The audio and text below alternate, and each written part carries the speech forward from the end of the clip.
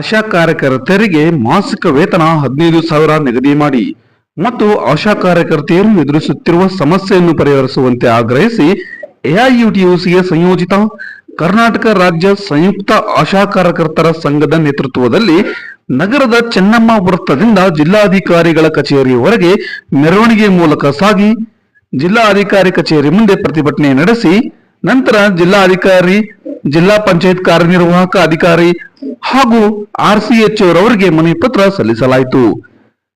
ಪ್ರತಿಭಟನೆಯಲ್ಲಿ ಜಿಲ್ಲಾ ಗೌರವಾಧ್ಯಕ್ಷರಾದ ಸುರೇಶ್ ಜಿ ಅವರು ಮಾತನಾಡಿ, ರಾಜ್ಯದಲ್ಲಿ ಸರಿಸುಮಾರು 42,000 ಆಶಾ ಕಾರ್ಯಕರ್ತೆಯರು ಮಹತ್ತರವಾದ ಕೆಲಸಗಳನ್ನು ನಿರ್ವಹಿಸುತ್ತಿದ್ದಾರೆ. ಹಳ್ಳಿ ಮತ್ತು ನಗರದ ಬೇರು ಮಟ್ಟದಿಂದ ಕೆಲಸ ನಿರ್ವಹಿಸಿ ಸಮಗ್ರ ಅಭಿವೃದ್ಧಿಯ ಕುರಿತು ಸಮಾಜದ ಆರೋಗ್ಯಕರ ಬದಲಾವಣೆಗೆ ಮಹತ್ವದ ಪಾತ್ರ ನಿರ್ವಹಿಸುತ್ತಿದ್ದಾರೆ.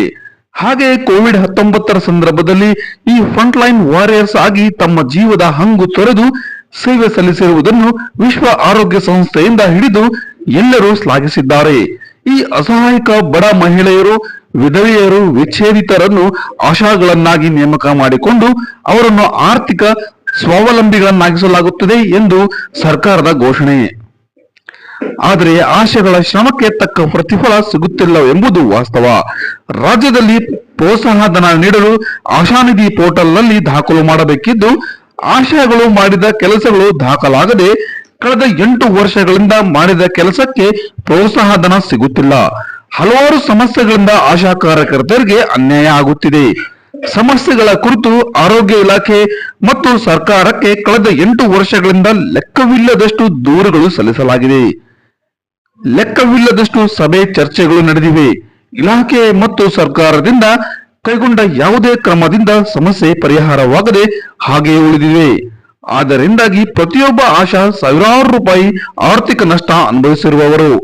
ಆದ್ದರಿಂದ ಈ ಸಮಸ್ಯೆಯನ್ನು ಪರಿಹರಿಸಲು ರಾಜ್ಯ ಸರ್ಕಾರ ಈಗ ನೀಡುತ್ತಿರುವ 5,000 ಮಾಸಿಕ ನಿಶ್ಚಿತ ಗೌರವಧನ ಮತ್ತು ವಿವಿಧ ಚಟುವಟಿಕೆಗಳಿಗೆ ಕೇಂದ್ರ ಸರ್ಕಾರದ ನಿಗದಿಪಡಿಸಿರುವ 7,000 ಪ್ರೋತ್ಸಾಹಧನ ಹಾಗೂ ರಾಜ್ಯ ಸರ್ಕಾರದ ಪ್ರತಿಷ್ಠೆಯ 5 ಗ್ಯಾರಂಟಿಗಳ ಜೊತೆಯಲ್ಲಿ ಆಶಾ ಕಾರ್ಯಕರ್ತೆಯರಿಗೆ ಗೌರವಧನ ಹೆಚ್ಚಿಸುವುದಾಗಿ ಪ್ರಣಾಳಿಕೆಯಲ್ಲಿ ಭರವಸೆ ನೀಡಿರುವ 3,000 ಒಗ್ಗೂಡಿಸಿ ಮಾಸಿಕ 15,000 ಗೌರವಧನ ನಿಗದಿ ಮಾಡಬೇಕು ಮತ್ತು ಇತರ 4 ಪ್ರಮುಖ ಬೇಡಿಕೆಯನ್ನು ಈಡೇರಿಸಬೇಕೆಂದು ಒತ್ತಾಯಿಸಿ 13-14 ಫೆಬ್ರವರಿ 2024ರಲ್ಲಿ ಬೆಂಗಳೂರಿನ ಫ್ರೀಡಂ ಪಾರ್ಕ್ನಲ್ಲಿ ಬೃಹತ್ ಅನಿರ್ದಿಷ್ಟ ಹೋರಾಟವನ್ನು ಹಮ್ಮಿಕೊಳ್ಳಲಾಗಿತ್ತು.